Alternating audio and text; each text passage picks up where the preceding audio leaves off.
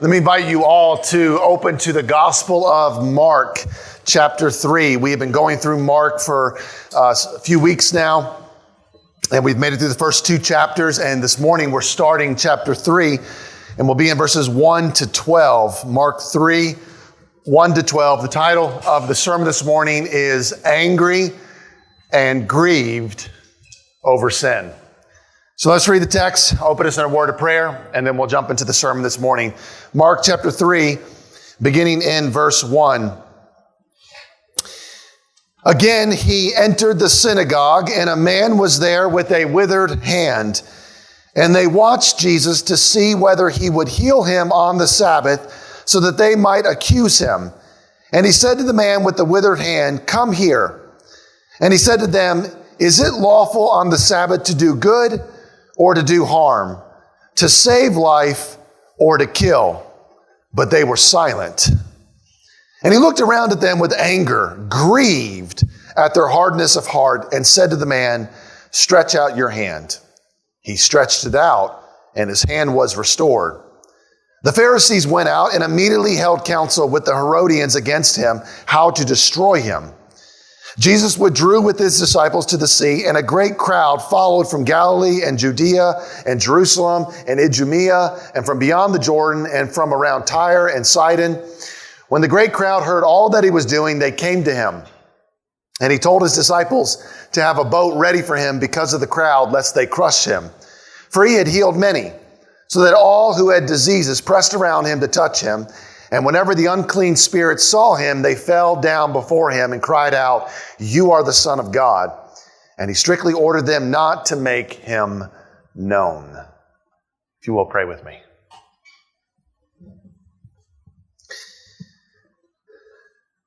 Father, I pray now that you would make the scriptures clear to us and that we would see through the life of your Son, that we would see your heart, God. We would see what the Father that you are, and that we would see that it is good and right to be angry and to be grieved over sin. That we would see this in the life of Jesus, and that we would know how to do that properly in a way that honors you, how to be angry over sin in a way that honors you, and how to be grieved over sin in a way that honors you. Help us to learn from our example in Jesus. Thank you for sending him. Thank you for giving us your word and recording his life, that we would know how to live. I pray this in his name. Amen. Last week we had looked two accounts of Jesus dealing with two topics, one of fasting and the other with the Sabbath. And this morning, the conflict of Jesus and the religious leaders on the Sabbath continues. And so that's where the first story comes, and then we'll get to a second part where the crowds follow Jesus. So let me start off with an exposition of the text to kind of explain what's going on, and then I'll give us application and how we can apply this to our lives. So let's start looking at chapter 3, verse 1. Again, he entered the synagogue, and a man was there with a withered hand.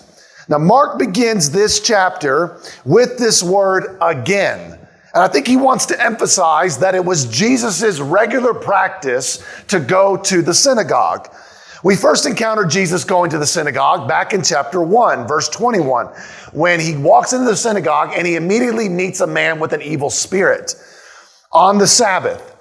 And he heals this man on the Sabbath. This time, Jesus encounters a man with a withered hand. Literally dried up hand. That's how it literally translates. A man with a dried up hand. Now, in this context, it means to become dry to the point of being immobilized or paralyzed. The same word occurs with the woman who had a bleeding disease for 12 years. If you remember that story, when she touches Jesus, the flow of blood dries up, which is interesting because it means that Jesus' healing works both ways. He can dry up what is improperly flowing, and he can cause to grow what is improperly dried up. Luke tells us that it was his right hand. Luke, being a doctor, gives us more details. Luke tells us it was his right hand that was withered. Now, most people, not everybody, most people being right-handed, this would have been a severe imposition for this man. Perhaps he wouldn't have been able to do his normal work. Look at verse 2. And they watched Jesus to see whether he would heal him on the Sabbath so that they might accuse him. Now, Mark just says they watched Jesus. He doesn't tell us who the they is, but Luke tells us that it was the scribes and the Pharisees. The scribes and the Pharisees are watching Jesus. Now, the word that Mark uses there is not the typical Greek word for watch. It's a different word. It can take on the meaning to watch maliciously or to lie in wait for. If you've ever watched those animal shows, you in Africa, there's a lion will lie crouched in the tall grass, and it's just sitting there waiting and watching for a gazelle or a zebra to make a mistake. And then as soon as it makes a mistake, it pounces on it. That's what the scribes and Pharisees are doing. They're sitting there, they're watching, but they're not watching just to watch. They're watching, waiting to pounce. And the reason they want to watch is because they want to see if Jesus is going to heal this man on the Sabbath. You almost get the impression that it's taken away from their ability to worship God on this Sabbath. How easy it can be to be distracted.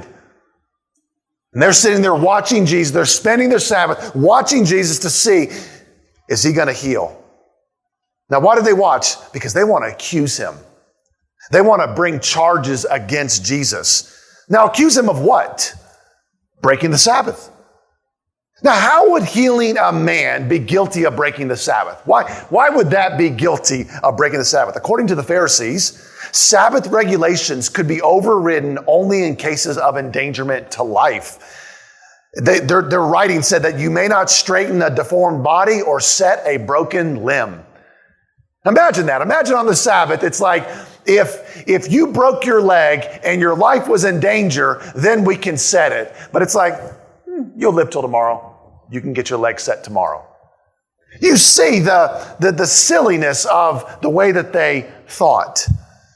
As I mentioned last week, the Pharisees created what is commonly called a fence around the law. You had the Mosaic law, and then they built a fence, a metaphorical fence around this law to protect it, to make sure that no one would break the law. But the problem is that this fence, it stopped being a protector of the law and became more of a burden on the people.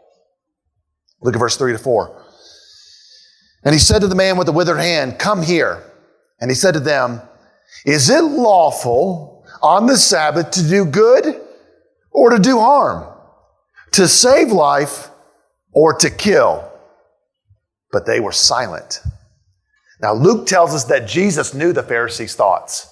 In other words, Jesus knows, he sees they're watching him and he knows what they're doing. He knows they're watching him and waiting to accuse him.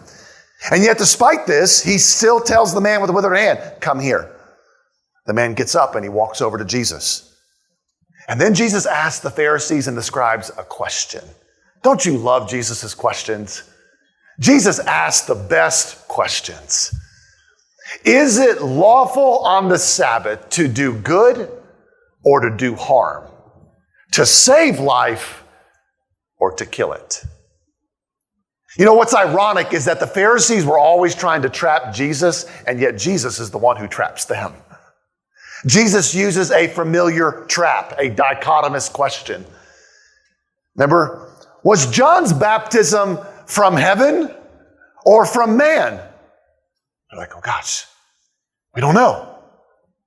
Is it lawful on the Sabbath to do good or to do harm? Now, how are the Pharisees going to respond to such a question? They don't. They're silent. Now, why are they silent?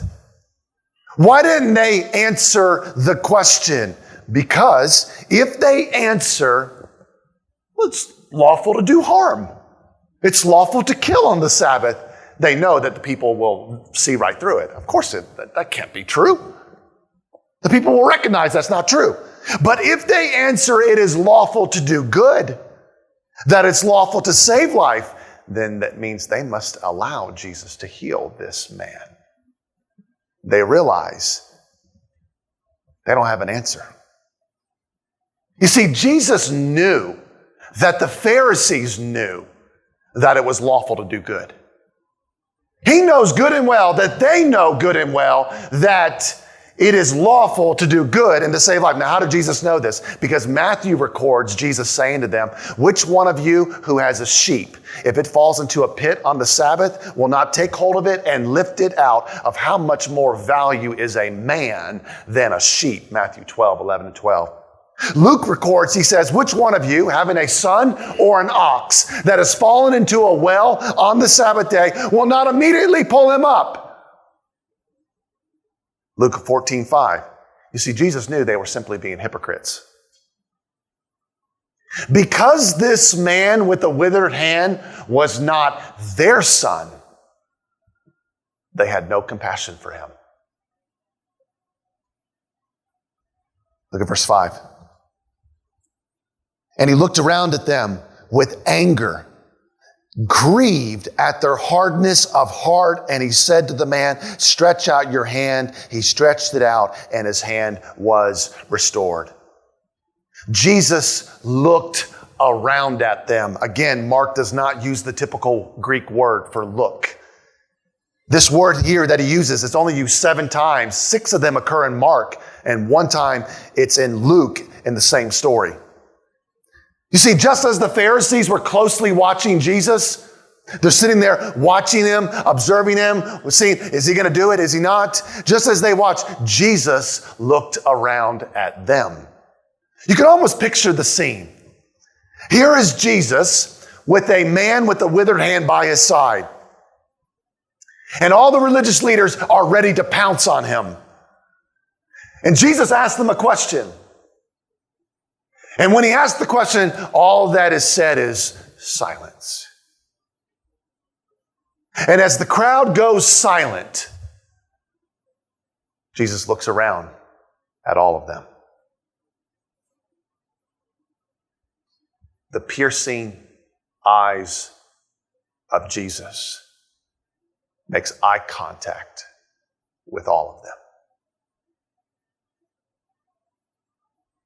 What does he feel in this moment?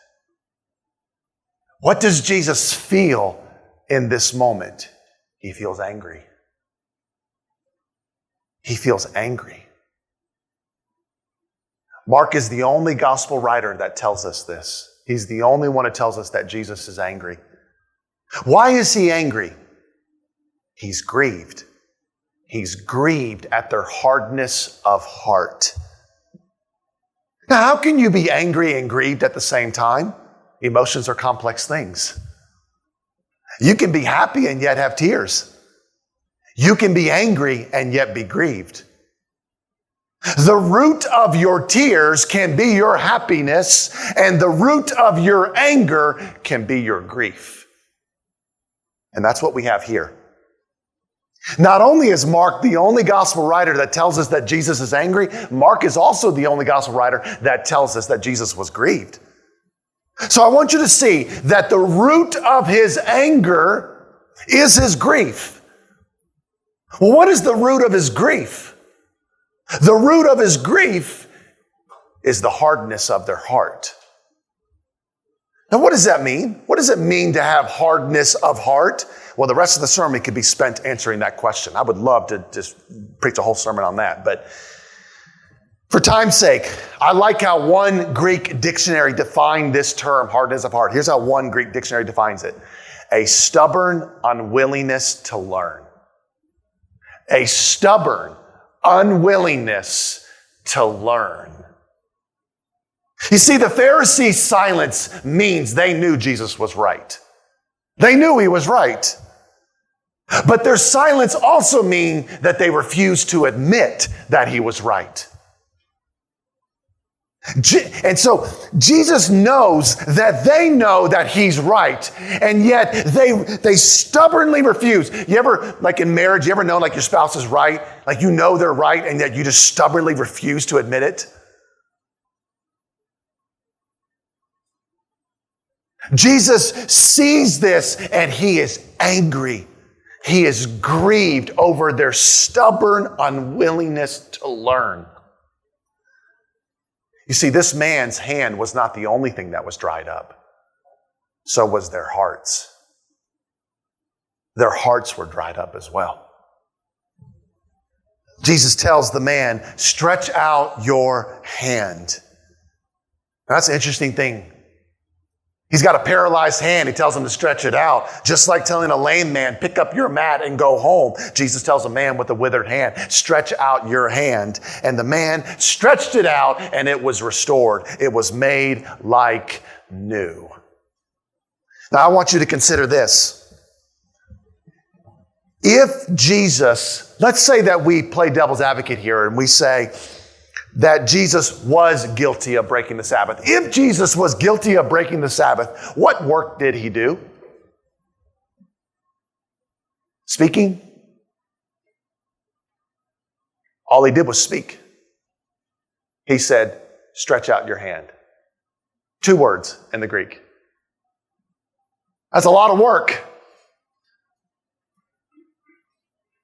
Look at verse 6. The Pharisees went out and immediately held counsel with the Herodians against him, how to destroy him. Now, for the first time in Mark, we see the religious leaders making plans to kill Jesus. The Pharisees, they went out and they held counsel. That word for held counsel literally means conspire or plot. They're conspiring. They're plotting to kill Jesus. And they do this with the Herodians. Now, who are the Herodians? We don't know much about them. I researched this. Nobody really quite knows who the Herodians are. They appear to be a party who sympathized or supported Herod, the Herodian dynasty, but that's about all we know. So the Pharisees go and conspire with the Herodians to kill Jesus. And notice the word here is not kill, it's actually destroy. Some translations use kill here, but the word is destroy. I think what that means is they don't want to just kill him. They want to wipe his memory from the earth. They want to wipe out his memory from planet Earth. Now, why do they want to destroy Jesus? Why? For healing a man?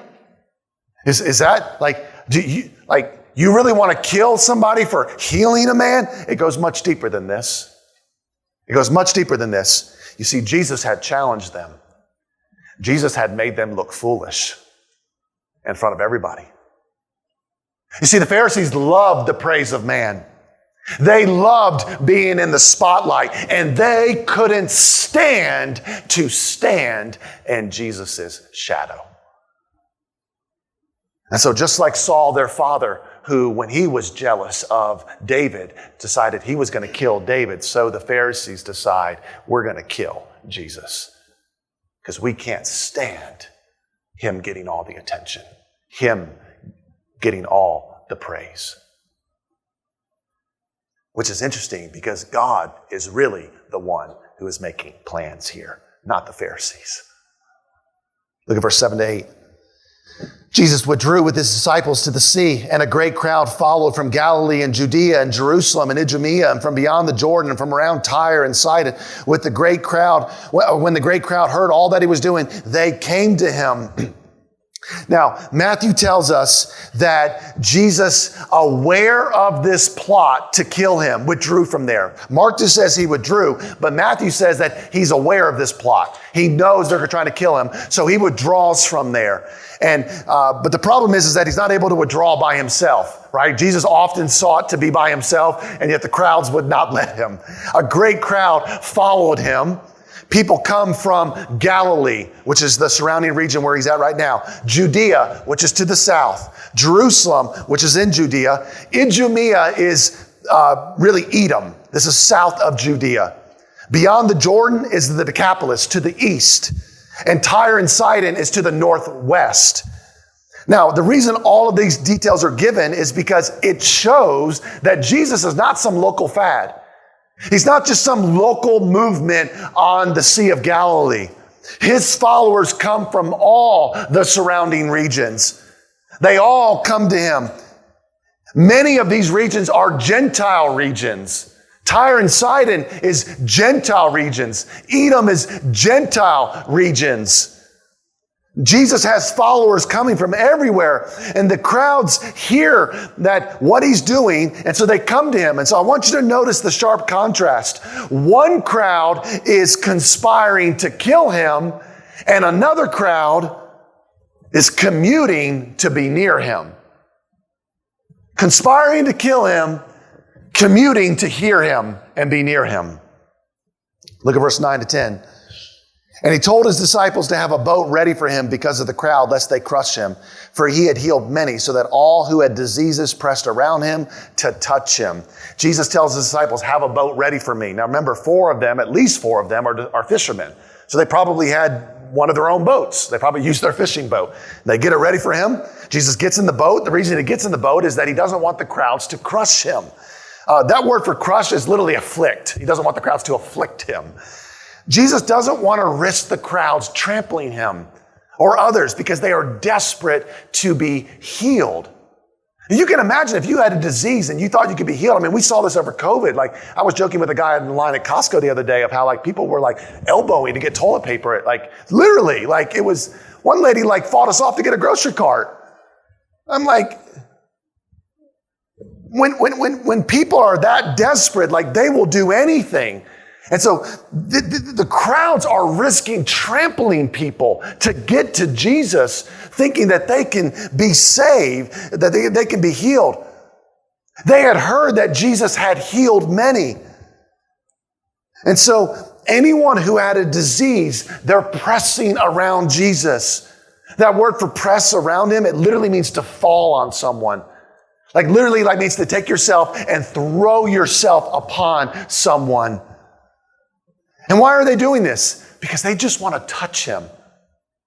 Why do they just want to touch Jesus? We'll later read in Mark 6 that those who simply touched the fringe of his garment were healed. Now, understandably so, right? Imagine if you had some disease. Imagine if you had a demon or your child had a demon, or imagine if you had cerebral palsy or Down syndrome or any kind of disease. And if you thought that Jesus just touching his garment would heal you or heal your sister or your brother or your mom or your dad, right? Wouldn't you run over people to just touch him? That's what they're doing. Look at verse 11 to 12. And whenever the unclean spirits saw him, they fell down before him and cried out, "You are the Son of God." And he strictly ordered them not to make him known. We saw this same scene back in chapter 1, verse 24, where a man with an unclean spirit cries out and he says, "I know who you are. You are the Holy One of God." And once again, the unclean spirit sees Jesus. And the unclean spirit and the man falls down before him and it cries out, "You are the Son of God." See, the demons know who Jesus is. Jesus strictly ordered them. Literally, that translates greatly rebuked them.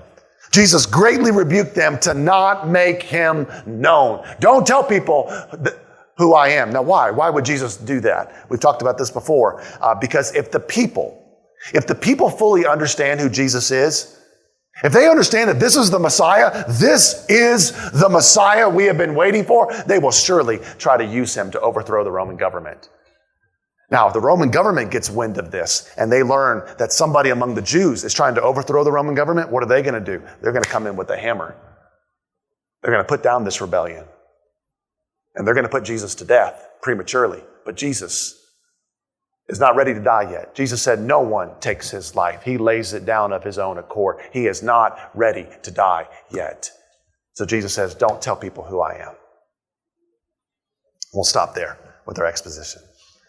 Application of the text. What do we learn from these two passages?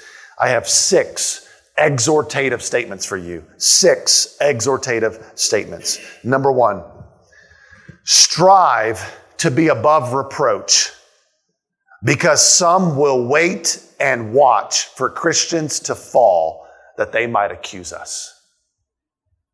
Strive to be above reproach, because some will wait and watch for Christians to fall that they might accuse us. The Pharisees watched as this man with a withered hand walked into the synagogue. They sat there and watched as Jesus walks in. They see the man, they see Jesus. And they simply want to see, is Jesus going to heal this man or not? Right? You can almost imagine it. And the reason they want to see is because they want to accuse Jesus. And this is what some opponents will do, not just in Jesus' life, but in his followers' lives as well. Like lions laying in the tall African grass, they will sit there and wait, ready to pounce. The psalmist writes Psalm 35:11, malicious witnesses rise up. Psalm 38:20, those who render me evil for good accuse me because I follow after good. Psalm 109:4, in return for my love, they accuse me. We must, listen to me, brothers and sisters, we must strive to be above reproach in your marriages, at your jobs, on the playgrounds, in your communities, at your school. We must strive to be above reproach because the world is always watching. They are always watching. And some, not all, some of them are waiting to pounce, to give an accusation. See? Told you Christians were hypocrites. Told you. Told you Christians were no different. I thought about this point in two different moments this past week, this point of the sermon. The first was I was watching some clips from the first presidential primary debate. I don't say this to make any kind of political statement. I hope you trust that. I don't make any kind of political statement here.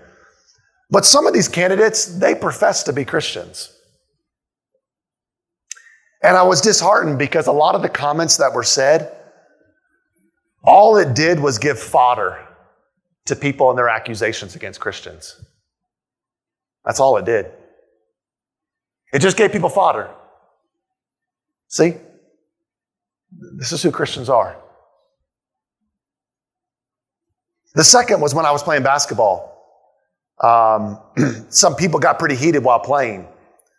And as I watched them get heated, I thought one side was clearly wrong. Like one side was clearly wrong.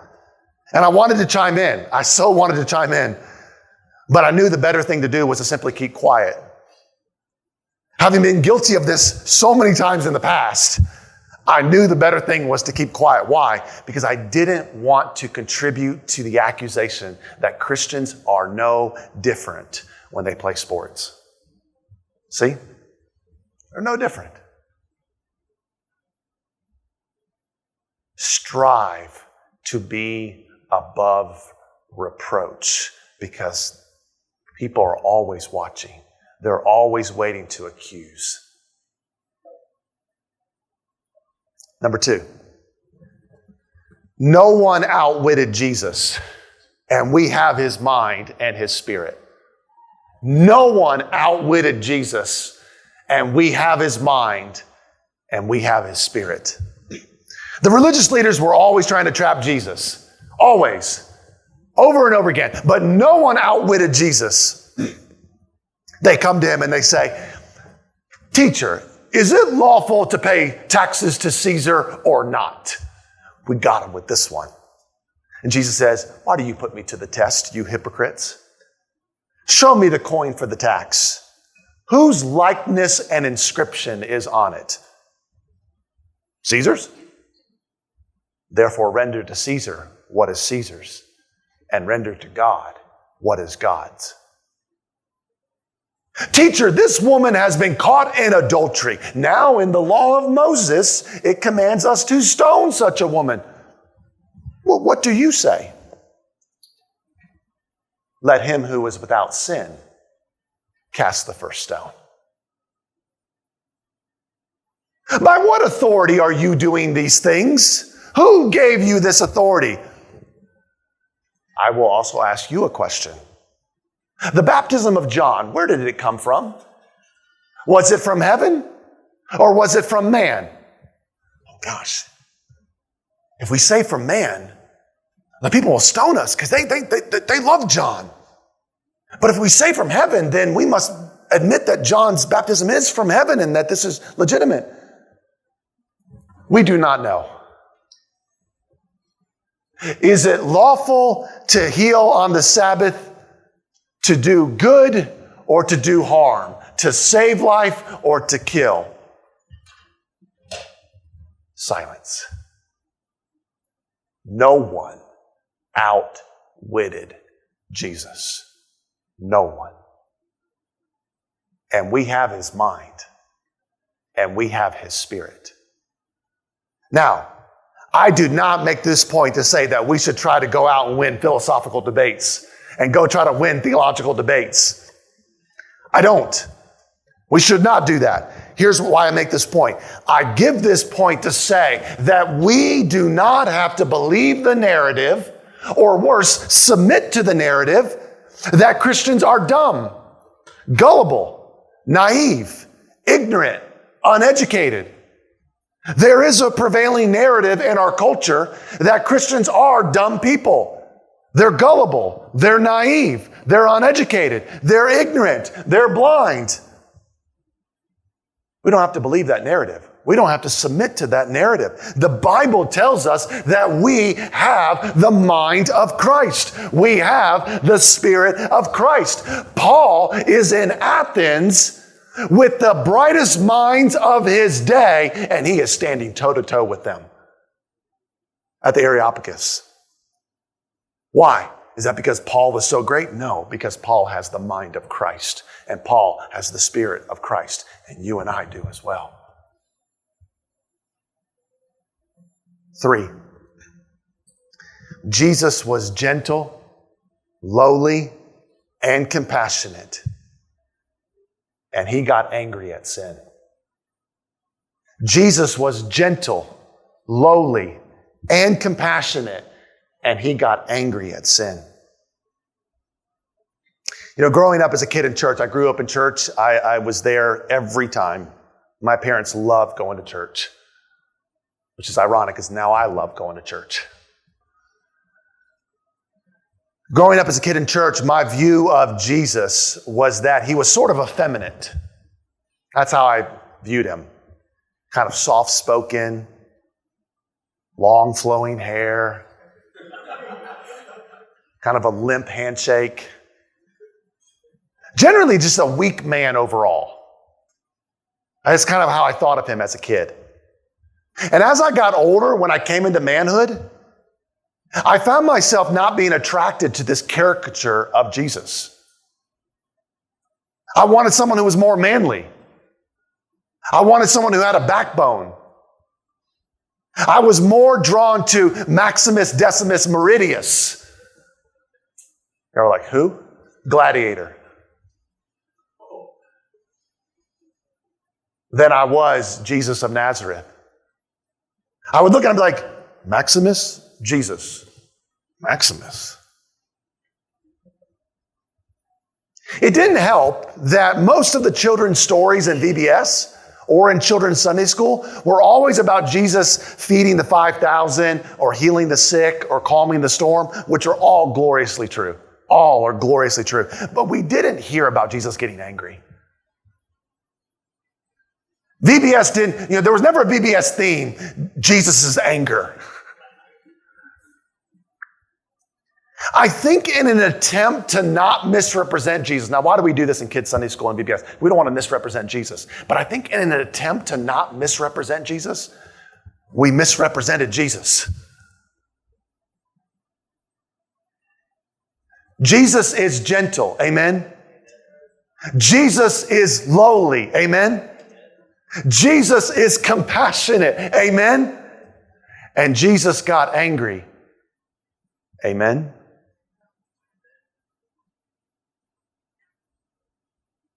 I am so grateful that Mark includes these details. He's the only one who included them. You see, what I learned from this story, and others like it, like where Jesus cleanses the temple, what I learned from this is this. I'm supposed to get angry at sin. Because Jesus got angry at sin. Now listen to me. I am not saying that we should go flipping tables every time somebody talks about football at church. Right? This is a house of prayer, not a house of football. I'm not saying that. I am saying this. If we can't get angry at sin, something's off. If abortion does not make us angry, if idolatry does not make us angry, if homosexuality does not make us angry, if greed does not make us angry, if pride does not make us angry, if sexual immorality and pornography do not make us angry, if apathy and indifference to God do not make us angry, we should ask ourselves, why is that? Why doesn't this anger me?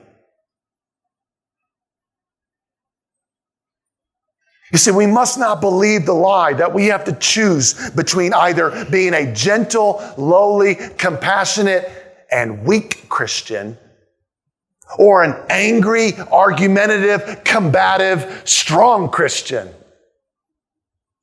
We don't have to choose between those two. Jesus was gentle, lowly, compassionate, and he got angry over sin. 4, the way to be angry at sin is to be grieved over sin. The way to be angry at sin is to be grieved over sin. You see, anger is a very tricky subject in the Bible. If any of you walked out of the sermon right now and you didn't hear this point, you might really have a misunderstanding that of what the sermon is about or what anger. You might think you go walk out there and you see somebody shooting them on fentanyl and you just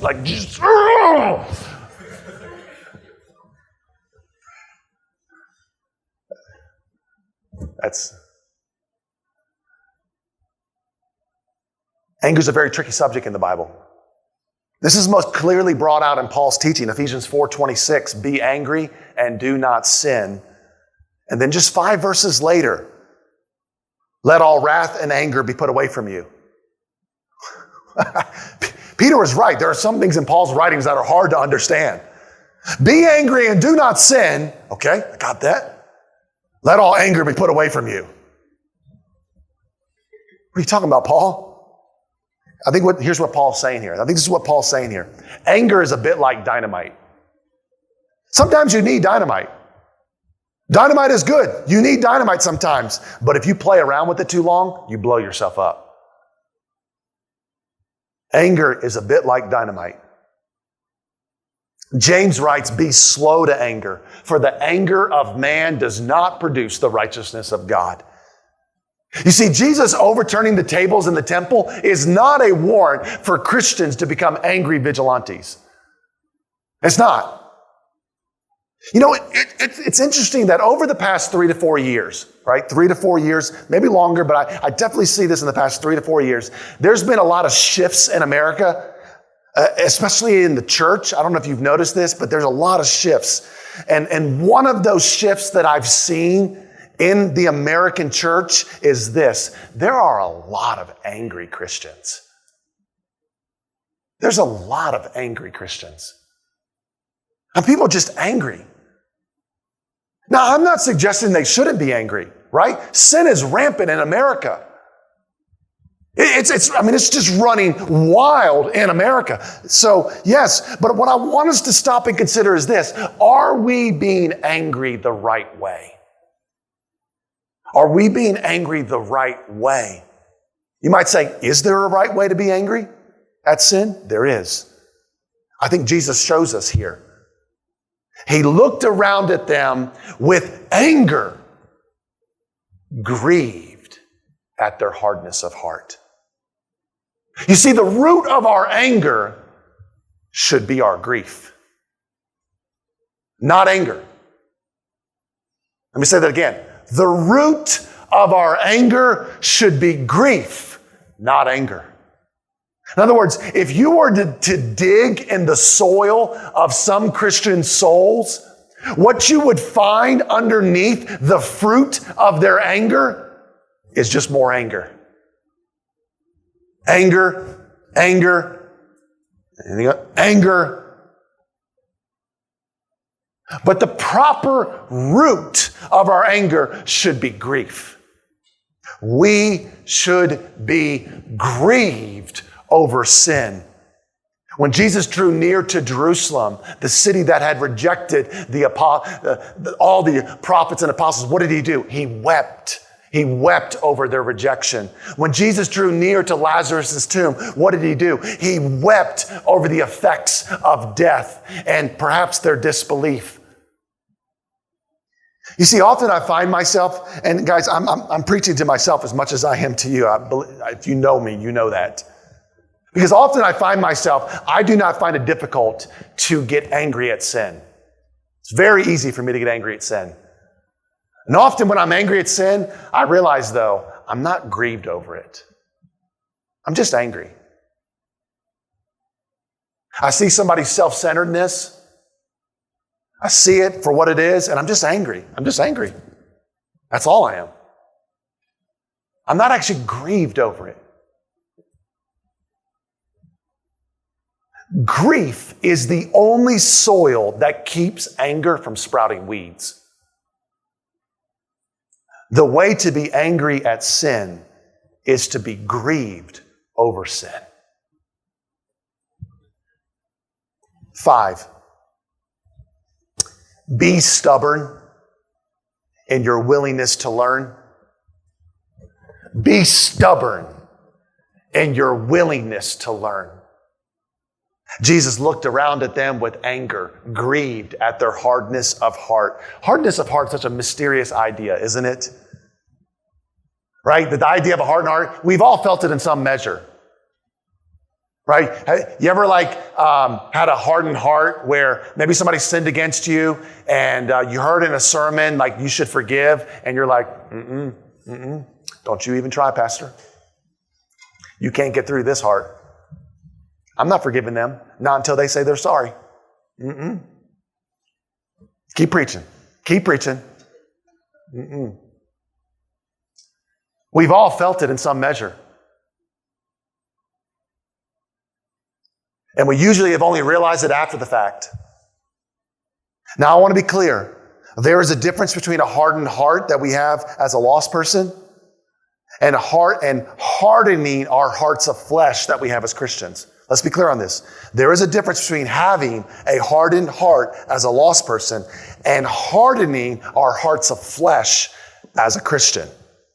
Just as there's a difference between stone and clay. A stone is a stone. It can't get any harder or softer. It's a stone. But clay can be soft or hard. It can go back and forth. When we are lost, we have a heart of stone. When we are Christians, we have a heart of clay that can be soft to the Lord or hardened to the Lord. Either one. These Pharisees here, they have hardened hearts of stone. Now, what does that mean? I shared this in the exposition. I like how one Greek dictionary defines this: a stubborn unwillingness to learn. And so I was meditating on this phrase, a stubborn unwillingness to learn. And this week, as I'm meditating on this, I thought about it, and it just hit me that the author of Hebrews three times in chapters 3 and 4 says the exact same thing. Today, if you hear his voice, do not harden your hearts. Now, he's speaking to Christians there. If you hear his voice, do not harden his heart. And one thing I thought about is how do I do this? How do I not harden my heart when I hear God speaking to me? One answer, not the only, is to do the opposite of what the Pharisees do. The opposite. Be stubborn in your willingness to learn. To say, I don't understand. I have to understand. I'm not going to give up until I understand this. I'm not letting go, God. You see, there are few things as precious as teachability. I see it sometimes. I see even members of our church sometimes. I see them sit in the sermon and I can see they're no longer teachable. They've checked out. Spiritually? Checked out.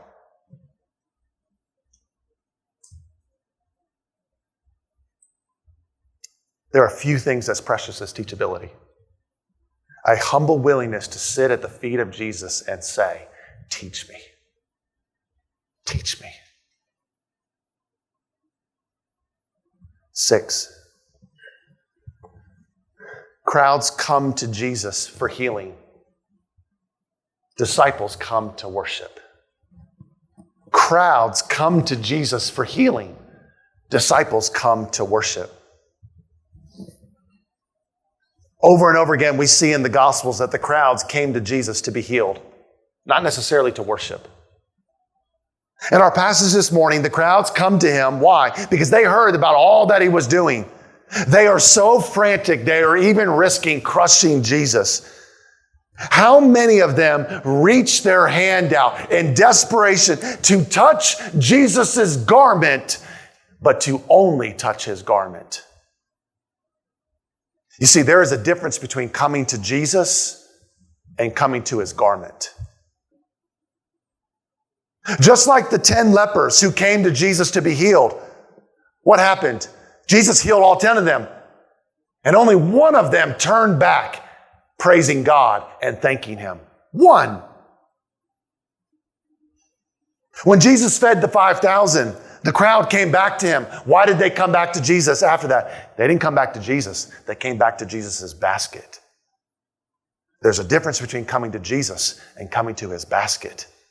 Jesus even says to them, truly, truly, I say to you, you are not seeking me because you saw signs. You are seeking me because you ate your fill of the loaves. In other words, you want me to feed your bellies again. Even Jesus' own brothers said to Jesus, why are you doing these things in secret? Do them publicly. Nobody who has this kind of ability does these things in secret. Show yourself. Come out and tell the world. Why? Why do they want this? Perhaps because they want to ride on his coattails. Yeah, that's my brother. Over and over again, the crowds come to Jesus for healing. They come to him for food. They come to him for power. But disciples come to him for worship. To worship. Ironically, it is not the religious leaders, nor is it the crowds who fall down before Jesus. It is only the demons that fall down before him. Now listen, it is a good thing to come to Jesus for healing. Let's be clear about that. It's a good thing to come to Jesus for healing.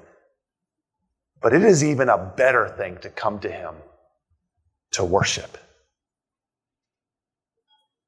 Jesus came to heal our dried up hands, but he primarily came to heal our dried up hearts.